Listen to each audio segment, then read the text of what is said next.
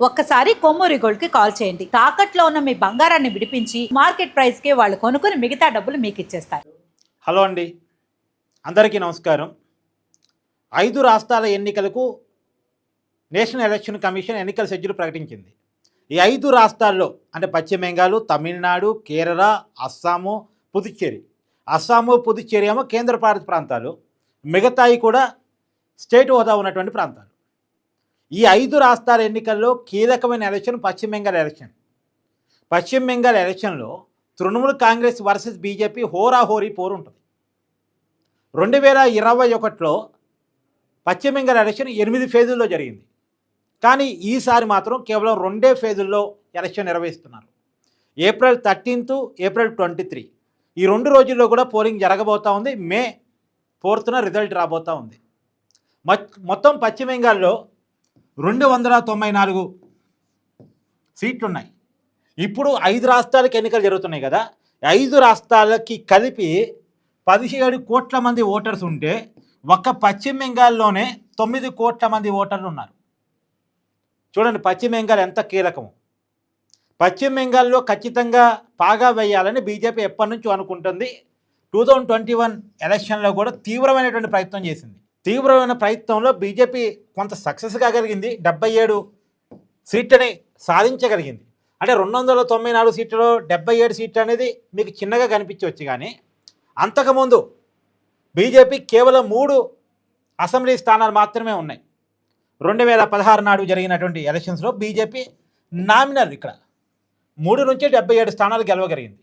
అలాగే TMC party తన అధికారాన్ని కాపాడుకోగలిగింది, 215 సీట్లని సంపాదించగలిగింది.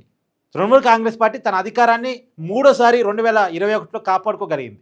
ఇప్పుడు మళ్ళీ అధికారంలోకి వస్తే 4వసారి తృణమూల్ కాంగ్రెస్ పార్టీ అధికారంలోకి వస్తున్నట్టు లెక్క. 2011లో తొలిసారి తృణమూల్ కాంగ్రెస్ పార్టీ కమ్యూనిస్టులని ఓడించి అధికారంలోకి వచ్చింది. మమతా బెనర్జీ ముఖ్యమంత్రి అయ్యారు. 2016లో రెండోసారి మమతా బెనర్జీ ముఖ్యమంత్రి అయ్యారు. ఇప్పుడు 2021లో 3వసారి మమతా బెనర్జీ గెలిచి ముఖ్యమంత్రి కాగలిగారు. కానీ ఈసారి బీజేపీ గట్టి పోటీనైతే ఇచ్చింది. 77 స్థానాలతో ప్రతిపక్ష స్థానాన్ని బీజేపీ సంపాదించుకోగలిగింది. కానీ అధికారం మాత్రం టీఎంసీదే. కాకపోతే మమతా బెనర్జీ ఎమ్మెల్యేగా ఓడిపోయారు. 2021లో మమతా బెనర్జీ ఎమ్మెల్యేగా ఓడిపోవటం అనేది ఆమెకు క్షేమే. కానీ అధికారాన్ని నిలబెట్టుకోగలిగింది. తర్వాత ఎమ్మెల్సీ అయి ముఖ్యమంత్రి అయ్యారు, అది వేరే విషయం. అయితే ఇప్పుడు ఈ ఎన్నికలు తృణమూల్ కాంగ్రెస్ పార్టీ ప్రెస్టేజ్గానే తీసుకుంది, బీజేపీ పార్టీ ప్రెస్టేజ్ తీసుకుంది. ఎట్టి పరిస్థితుల్లో మమతా బెనర్జీని ఓడించి పశ్చిమ బెంగాల్ పీఠాన్ని దక్కించుకోవాలి, దేశం మొత్తం కాషాయ జెండా ఎగరాలి అనుకుంటున్నటువంటి బీజేపీ పార్టీకి పశ్చిమ బెంగాల్ కొంత మింగుడుబడిన రాష్ట్రంగా ఉంది. తృణమూల్ కాంగ్రెస్ పార్టీ అందులో పెద్ద స్టేటు, మమతా బెనర్జీ చాలా గట్టి ప్రత్యర్థిగా కనపడుతున్నారు. లోకల్ ఫీలింగ్ని తనకు అనుకూలంగా మార్చుకోగల కెపాసిటీ ఉన్నటువంటి ఉమెన్ తను. కాబట్టి కొంత బీజేపీకి ఇబ్బంది అవుతుంది. కానీ ఎట్టి పరిస్థితుల్లో కైవసం చేసుకోవాలనేటువంటి ఒక ప్రయత్నంలో మాత్రం బీజేపీ తీవ్రంగా ప్రయత్నం చేస్తుంది. వ్యవస్థలను కూడా దానికి అనుగుణంగా వాడుకునేటువంటి ప్రయత్నం చేస్తుంది. కానీ బెంగాల్ అంత ఈజీగా లేదు. బెంగాల్లో మమతకున్న పట్టు, తృణమూల్ కాంగ్రెస్కి ఉన్న పట్టు, లోకల్ ఫీలింగు, ఆమె స్ట్రాటజీలు, కొంత డ్రామాటిక్స్, ఇవన్నీ కూడా ఇప్పుడు బీజేపీ హిందూ పోలరైజేషన్ చేస్తుంది. అంతే యాంటీ పోలరైజేషన్ మమతా బెనర్జీ తన వెనక ర్యాలీ చేసుకోగలుగుతుంది. అక్కడ మైనార్టీలని మిగతా వాళ్ళందరినీ కూడా. సో అక్కడ లోకల్ ఫీలింగ్ ఒకటి తనను తాను డిఫైన్ చేసుకోగలుగుతుంది. రకరకాల కారణాలు. కాబట్టి 294 అసెంబ్లీ సీట్లు ఉన్నటువంటి పశ్చిమ బెంగాల్లో మళ్ళీ కొంత టీఎంసీ వైపే మొగ్గు చూపించగలుగుతుంది. కానీ బీజేపీ గట్టి పోటీ ఇవ్వగలుగుతుంది. ఎలక్షన్ మేనేజ్మెంట్లో బీజేపీ పాస్ అయితే మనం చెప్పలేం. కానీ నేను చెప్పగలను, టీఎంసీని ఓడించడం అంత చిన్న విషయం కాదు, అంత ఈజీ అయితే కాదు. ఆమె మీద వ్యతిరేకత ఉన్న మాట వాస్తవం.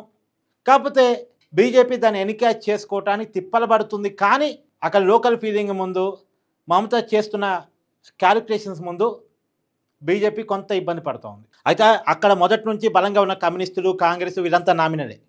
టీఎంసీ వర్సెస్ బీజేపీ మధ్య మాత్రమే ఫైట్. ఇప్పుడు బీజేపీ గతంలో 77 సీట్లు సంపాదించింది. ఈ 77 దాదాపు 150 సీట్లు ఖచ్చితంగా ఈసారి కొట్టాలనేటువంటి ప్రయత్నంతో బీజేపీ టార్గెట్ 150 పెట్టుకొని ప్రయత్నం చేస్తుంది. 150 కనుక బీజేపీ సాధించగలిగితే అధికారం వచ్చినట్టే లెక్క. 77 సీట్ల నుంచి 150కి వెళ్ళాలి. 3 సీట్ల నుంచి 77కి పోయాం కదా, 77 నుంచి 150కి వెళ్ళాలి అనే టార్గెట్తో పనిచేస్తుంది.